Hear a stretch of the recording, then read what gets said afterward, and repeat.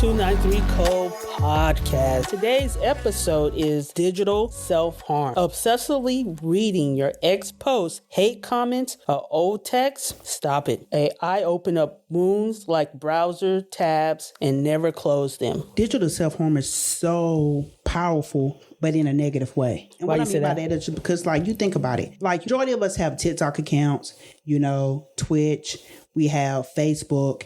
And the thing of it is we see these content creators and they be posting all the time, and you get stuck in your head like, oh man, my life is shit. But you think their life is like they're on top of the world. Or you see body images of somebody and they be like, oh, they're so slim, they're so fit, I want to be like that. Or you be like, oh, they're so pretty and I'm ugly. We have adapted so much to digital content that a lot of people, that's how they base their daily lives off that episodes, and start comparing themselves to these people that they don't even know. That's absolutely correct. And then for the younger generation, they're following these content creators and, they see what they have to offer and what they're doing, then they want to be just like them. Not saying that content creators can't be role models, but a lot of the stuff that you see on there, with the pranks and people making stuff seem so easy, a lot of that stuff is false advertisement and they just doing it to get a like. Mm-hmm. And it's just it's sad because a lot of people who may have low self-esteem, insecurity issues, they look up to these people that they know nothing about. It's cyberbullying. Yeah. A lot of this is gone down to cyberbullying. You have access to people that you normally wouldn't have access to people at a certain time. Well, you think about it too, right? You got these people out here where it's if something happens and instead of helping individuals, people don't do that anymore. The first thing they do is reach for their phone. Yeah. And then they use it for content. Hey, this is going to get me a bunch of likes and views on my TikTok. And, when you start reading the content, when something happened, then everybody get in there and start bullying, laughing. And they think oh, well, it's just a joke. But you don't know how that individual feel that you said that about. I'm going to give you a prime example. There was this girl. She went to a prom. Mm-hmm. She had I don't know if she had a date or not, but she went to prom. And she was, on the heavier side. Okay. And, she dressed up. She makeup, everything, hair done and everything. And she had posted her picture at prom because, she was really excited. That was something that, she was able to do. Mm-hmm. It made her feel good. Right. She posted it on TikTok and everybody went in. And so the girl ended up taking the TikTok down and she replied she wished she would have never put a picture up. That was the moment that people took away from her. Because that was the one moment where she really felt good about herself. She was dressed really nice, everything.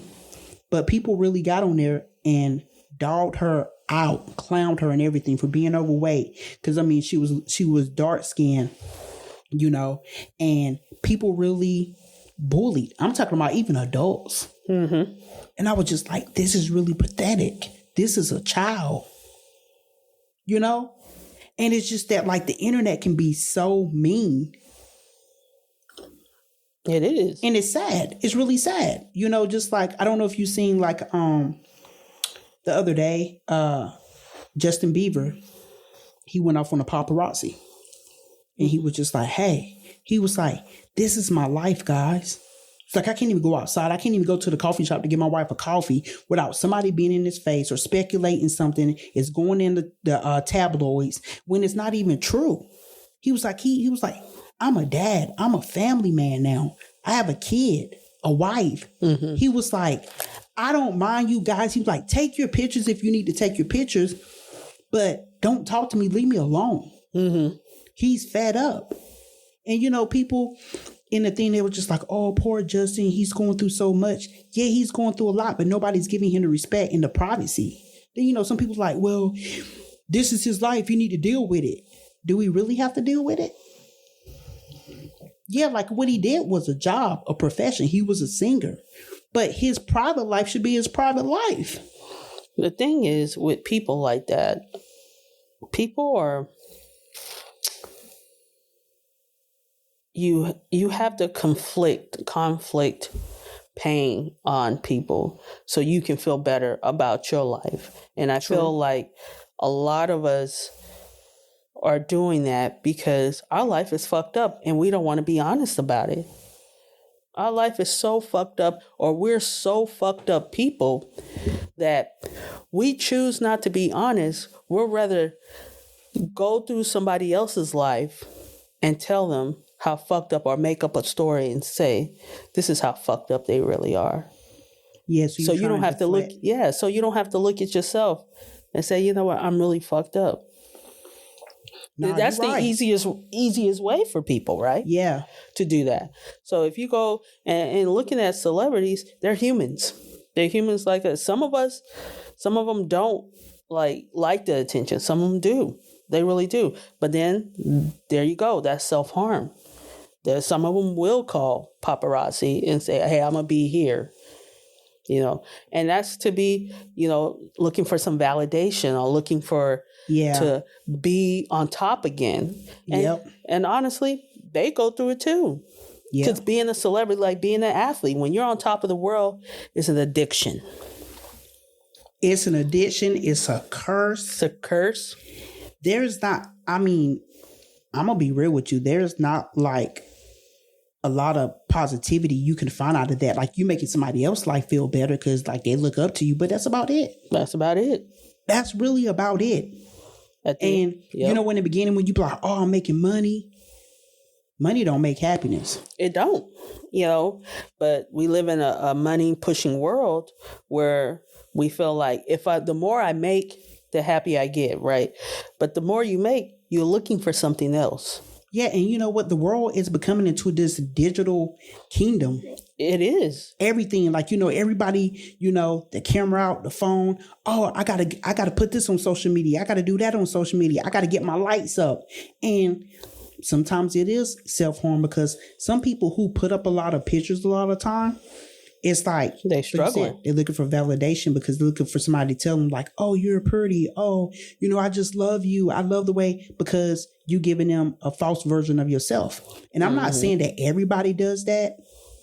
You have a small percentage that don't do that, but there's a lot of people that does that have like self-image issues. Mm-hmm. They do. Because they can't look at themselves in the mirror. But if they get that opportunity to have the best photo version of themselves, oh, I need to share this with everybody. Mm-hmm. How about not share it with yourself? Well, it's just pushing. I mean, you have easy access to folks that you didn't have before.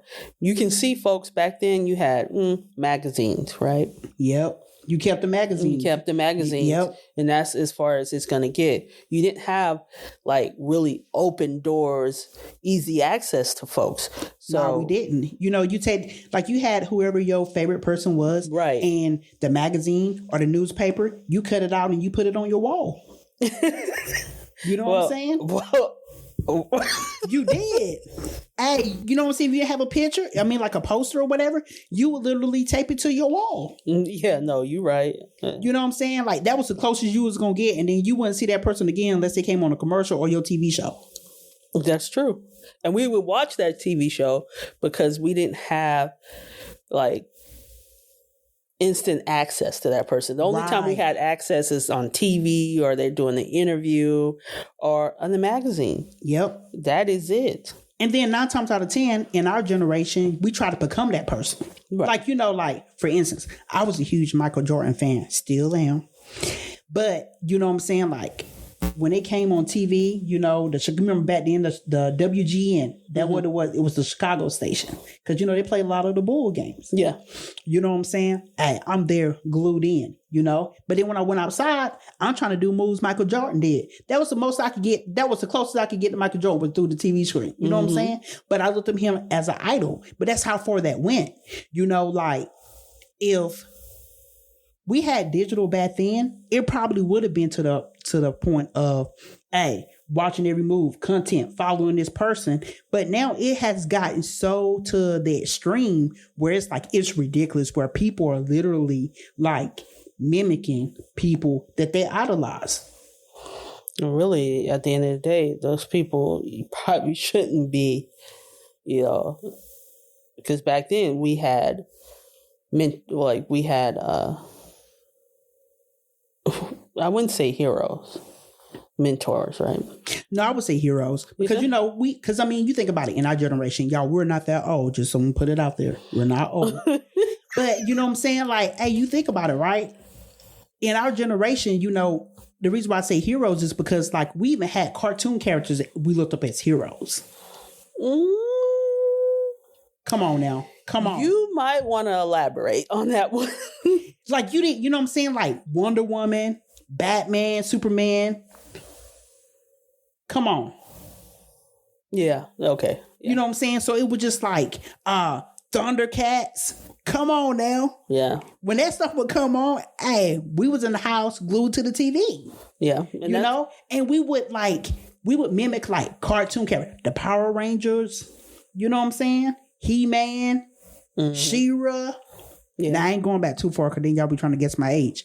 But you know what I'm saying? But you know what I'm saying? That's what we looked up to. It was different. And we didn't have cell phones in our hand. Like when the Nintendo and Atari and all those came out, our parent limited us to how much time we could play. Well, we were forced to interact with folks. Right. But we also had one TV in the house. Yep. So you know what I'm saying? And we was pushed outside to get our energy out, mm-hmm. to be creative and socialize with other kids that was our age. We did those things. And now times have changed to where like you see kids that are 8, 9 years old with a cell phone. Well, you see them like with a cell phone and the amount of just what they're digesting, right? The amount of hate that they're digesting through their body.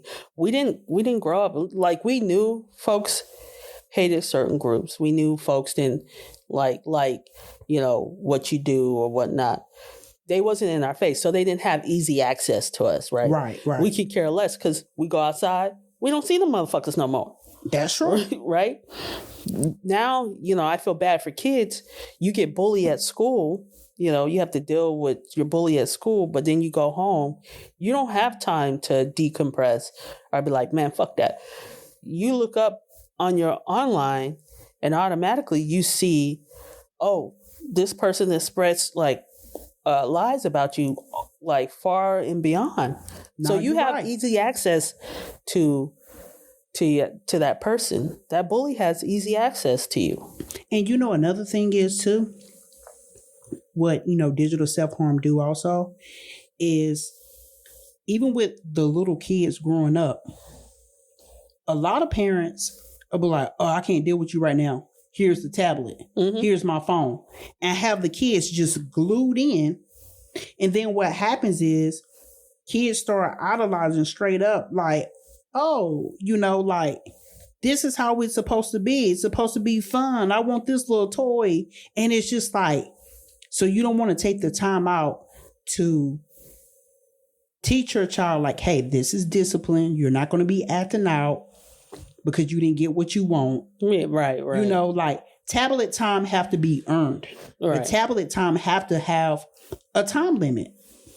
Because what happens is that kid go from a tablet straight to the cell phone as they progress. And anytime they don't want to be bothered with you when they become a teenager, you know what they do? I don't have to listen to you, Mom. They put on their headphones or their earbuds and go straight into the phone. You're no longer valid.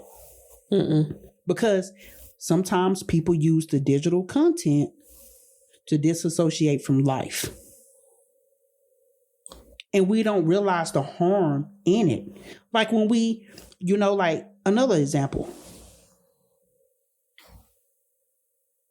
When a person suffers from anxiety or depression and you be like, man, I have to go to this social gathering. You get into a place where you like, man, I can't isolate. There's people around here talking. I'm going to have to be forced to socialize, but I'm uncomfortable. What the first thing I'm going to do? Pull out my phone. I'm going to stroll on social media because now I don't have to make eye contact with anybody. Mm-hmm. I don't have to communicate with anybody. I can just say that I'm here. And a lot of people do those things. You can't say you don't because it's a natural instinct to go to. Let me pull out my phone because I got to be engaged with something so nobody bothers me, or because I'm uncomfortable, or I'm ready to leave. Mm-hmm. Yeah, absolutely. So once again, it's a way of being disassociated in an environment that you don't want to be at or you're uncomfortable with. Yeah, we all do it. Yeah, no, we all do it. Like, if somebody like come in my way that I don't want to talk to, I'll be like, "Ooh, let me get on this phone." Exactly. Man, I even be talking to nobody. But, hey, let me act like I'm texting, I'm scrolling, you know what I'm saying? Because I don't want to make eye contact with that person. You know, it's digital self-harm in a way because you know what? We're losing skills and technique and different forms of communication and socializing with people. And what happens is as we get older, people become a fear. They become a target. And don't go into a psychosis because then that person become a threat. Well, I feel like it's creating, like I said, you have easy access to people, and then you have easy access to bullshit, right?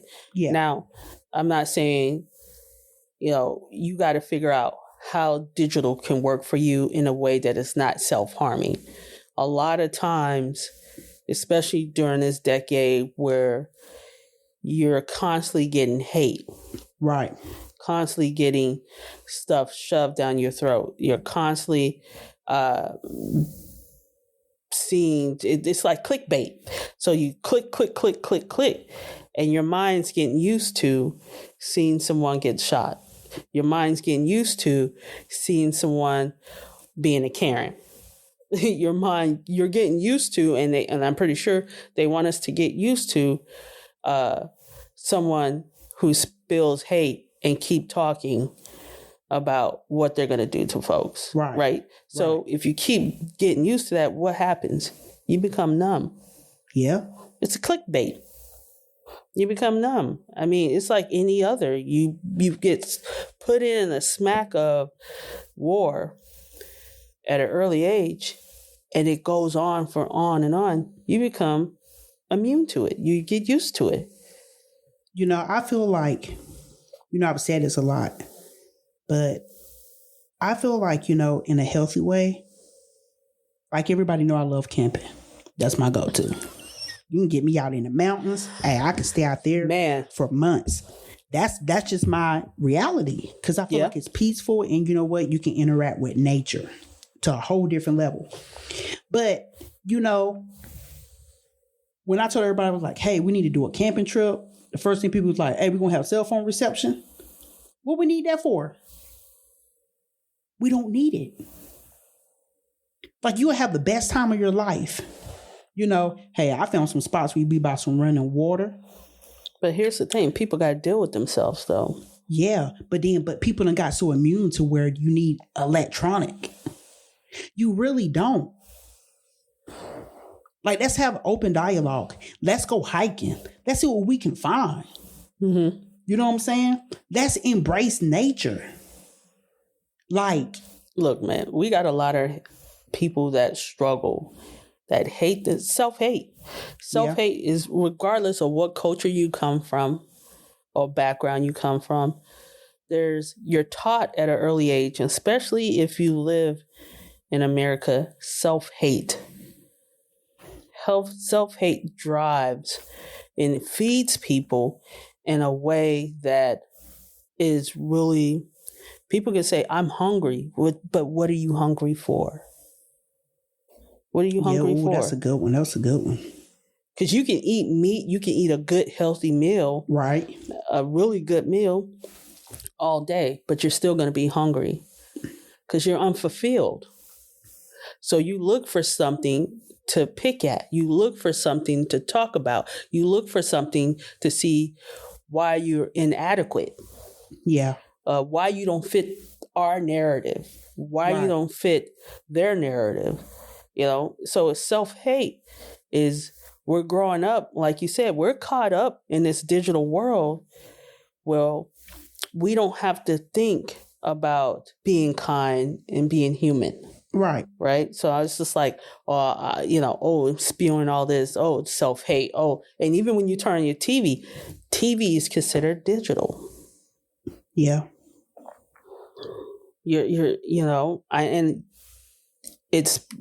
Just look at it. I think we lose a part of ourselves in the digital world where we don't understand how to do things naturally. No, you're right. Because I mean, like if the world was to go kaput today, like end of the world, like a straight asteroid just come and just like kaboom, right? You know how like you be seeing the TV shows where they be like, hey, there's no electricity, nothing, right? Yeah. A lot of people wouldn't know how to survive. No. You know what I'm saying? Like it's very important to know how to start a fire from scratch. Well, they would go into panic quick. Right. But I'm just saying, like, you need to know, like, hey, how to go fishing or how to like plant your own vegetables. But see, what those type of things is, how to be able to read direction using a sundial. You can make it by hand. How to trap your food if you don't have a gun or anything for weapons. Like it's so many different things and techniques that's like, I feel like it's good for everybody to know. A life skill, yeah, communicating with people. If we do go dark, can you negotiate? Can you communicate with that person? We got a lot of people, and I'm going to say it, in the tech industry, they can't communicate, a lot of them. Yeah, no, you're right. And I've been around a lot of them. I'm telling you, I've been around a lot of them. It's hard for them to communicate physically. Yeah. Now, behind screens digitally, they become a different person. Because they're in their comfort zone. Mm-hmm. Nobody's looking at them. Nobody's making any... Well, they assume people are making judgments. Yeah. But what happens? Then you just don't go outside if the internet goes down? I mean, I don't know, but I told myself this summer, right? Before I broke my toe. But I told myself this summer, I was just like, you know what? I'm doing more outside. Because that's where I like to be. You know what I'm saying? Because last year I was isolated. I was so depressed. Could barely move. Up and downs, right? And so this year, I made a goal for myself. I'm like, you know what? I need to get back to what I like to do. I like being out in nature. I like being outside. I like when it's hot as hell when the sun is out. Now, I cannot stand the rain. That's different, right? But the thing of it is just that there is so many different waterfalls here in Washington. And I know the one that we did for the mental health day where we went hiking and we tried to make it to Aspen Lake. I think it was Aspen Lake that we never got to see. The one that was hiking up the mountain like we was going to go see Jesus. Oh. That one. But remember, but we did 2 hikes before that. We got to see 2 different beautiful waterfalls. Yeah. Which was totally worth it. That's why we had the motivation thinking we was about to do that 3rd one. But we miscalculated the miles because everybody we talked to along the way was telling us different stuff. But we kept going. But look, that was self-harming right there. That was not self-harming. But let me tell you why. Because they were basing the mileage off their digital watch. No, you know what? You're right. Instead of being able to naturally, because you know what? If we would have had a map, and it would be like, okay, we at this location, that location. We would have never went. We would have been able to physically counter with our pinkies the mileage we would have had to go by foot. Yeah, I mean... even the pace. But like you said, everybody was just like, oh, it's only 30 minutes. Well, how many 30 minutes do we need? Because, we're looking at our watch too. Hey, this being 30 minutes. So we got to be close because everybody that we talked to along the way kept saying 30 minutes. 30 minutes turned into 15 minutes. It turned into 2.5 hours and we still haven't got to this water. And people that done bypasses them been to the water and came back. And so we're just like, nah, the math ain't mathing. Even Jesus whispered, turn around. Yeah. We learned a lot about ourselves that day. That was a mental health. Wasn't that a mental health? One of our mental health? It was because, we went live to let everybody know because, we showed the waterfalls and stuff. We had made the first 2. We was feeling good, but we weren't really quite prepared because we thinking that this lake that is at the top of this mountain was near because we ran out of water. We had plenty of food, but it was the type of food that you don't want to drink. You don't want to eat if you don't have water. You don't want to eat no nuts or anything with grain when you cannot drink water. Well, I'm gonna so we came back dehydrated, feet was hurting, stomach was hurting, kneecaps about to fall Bring off. plenty of tissue paper. That's all I got to say about that hike. And we had to cross some boulders. Didn't nobody tell us about that. It was just, but the experience was worth it because it's something that, what we carried from that is the memories of how to do it properly. Yeah, but I also I also carry trauma from that. Like every time you say hike, my butt gets tensed up. Hey, you used the wrong leaf. That wasn't my fault. But we do mental health, like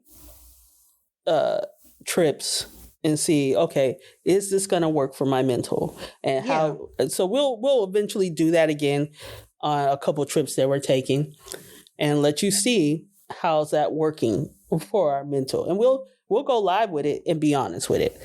But yeah, and that's using the digital platform. Yeah, because we said we have Salem coming up. Yeah, like we used to do before. We would go to different states and different cities, and we would literally give a feedback of that day. Because you know what? It also helps some people who isolate and don't come out the house. They was able to give us feedback and be like, hey, maybe this is a place that you guys want to come and try out. Hey, we're challenging you to get out the house, because every day is a different day. But like the one time for a mental health day, we went fishing. That didn't pan out either. I mean, you was fishing more in the trees than you did in the water. Yeah. So, we spent a lot of money on gear. We did spend a lot of money on fishing supplies. I can tell you that. Mm-hmm. And we spent everything we spent money on, we used up and still caught no fish. Right. But once again, like you said, we had to use a digital platform. And that was during the time also, in our defense, it was during COVID. So that was the only way we really was able to communicate to our followers and stuff like that. But also giving them an insight of like, hey, here's some things that you might want to be able to do to get out the house. Right. And it definitely, there's positivity about digital. And then there's negative, in which is the digital self-harm. Right. Yeah. And it also, a lot of people, they'll put on their feed, and really it's a cry for help. Yeah. A lot of us just don't know how to read it. We don't know how to read in between the lines, or we're too busy worrying about, A, B, and C, whatever the case may be. But digital self-harm is, it can cause a lot of havoc. And especially with people posting hate messages on people's feed, on their feed, just spewing too much. Yeah. It can cause a lot of like mental issues as far as people just wanting to end their life. And we shouldn't, as human beings, we shouldn't even be doing that. I don't care how much and if you don't like a certain culture, and you don't have to like what they do in that culture, but be respectful. Be respectful, because we're all human beings. Right. You wake up in the morning, I'm pretty sure of it. You wake up in the morning and you're figuring out like, well, how did I get here? Why do I not like myself? Why am I spilling so much hate? And then you got to look at yourself as soon as you go to the bathroom in the mirror and you see a person that you don't like. And then, let's go back to that digital hate shit again. Yeah, I need to feel better. So let me see if I can find something on TikTok or Facebook where somebody's tearing somebody else down and I can comment or whatever like that. And like you just said before, it's like we don't need to spread hate. If you have an opinion about something that you don't like about somebody else, keep it to yourself. Everybody's entitled to do whatever they want. Sure can. You know what I'm saying? People are entitled to raise their kids however they like. Mm-hmm. We may not like it, but at the end of the day, it's not our problem unless it's abusive. Right. And that's a different story. That is a different story. But we, like I said, we was all raised different. We was brought up different. And some of us live our lives differently from how we was raised. So, you know what I'm saying? Like, people need to stop being opinionated and worry about themselves. Yeah, I think, and like I said, digital, you have access to people, or giving people access to you more than you like. Right. Right. And so, of course, they're going to spew that, and then they're going to pass that hate around. But then when it goes around like that, you got to ask yourself, a lot of people don't fucking like themselves. A lot of people don't want to either deal with their trauma or deal with who they are, or have a lack of, and should I say a lack of, and we have a tendency to say, you know what, fuck that. I don't want to have to deal with my lack of whatever that may be. So I'm going to look at you because you're my easy target. Yeah. It's easy. And then when you got a group of people come together and they say, you know what, we're all alike. So now you got people all in the fucking crowd don't like each other, spewing the same fucking hate. I'm going to tell you right now, the only thing that tells me about you is that you don't really care for yourself. No, you have a lot of pain that you don't want to deal with. But yet it's easy to conflict pain on other people than to deal with your own motherfucking self. That's a sad thing. That's like an onion. Every time you peel, you cry harder. Yeah. But why should I peel it when I can just attack this over here? Yeah, and then some people use, like you said, some people use the platform and they use digital for thinking that they're using it for self-healing, and it's doing more harm than helping. Absolutely. So that being said, here's food for thought. How to recognize and help someone. Signs to watch out for. Hate on their posts, including self-generated, right? So the more, like, it's an excessive amount of hate on their post, right? Right. Overly self-critical of social media activities. You'll see that. Secretive online behavior, quickly deleting posts. So someone would go on there, do this, put something up, and then quickly take it down. So you know that they were thinking at the time. Emotionally withdraw or worsen mental health. We see this, and now we're starting to see this a lot. But that being said, please, look at yourself before you start making any judgments. No, most definitely. Look on, why would you hate a certain group? Look at yourself. You can't say, well, this is the world we live in. We know where we live, but look at yourself. On digital self-harm. Put the phone down. Close the TV. Go see a therapist. Be honest. Be transparent with yourself. Enjoy nature. Engage with your family. Engage with your family. Open your eyes. Like I said, be transparent. You may not like what you see, but it's time to heal. Yeah. That being said, I want to thank you for listening. See you guys next time. Yep. We're out.